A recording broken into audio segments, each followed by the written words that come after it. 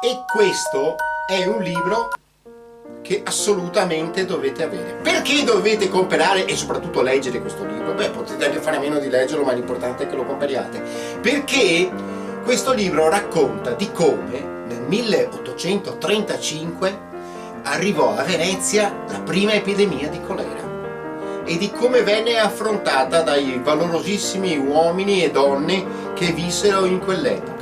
Una malattia nuova, sconosciuta, pericolosissima, mortale, assolutamente incomprensibile.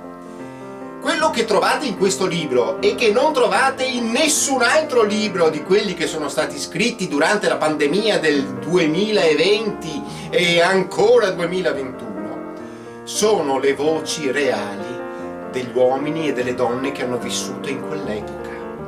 I dottori, gli ammalati, gli infermieri che hanno lottato contro questa malattia assolutamente terribile, e alcuni sono sopravvissuti.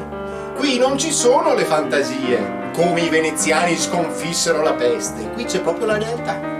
Sono dei documenti interessantissimi, fondamentali, molto semplici e anche molto commoventi.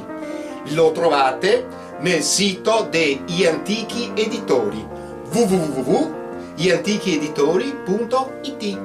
Grazie!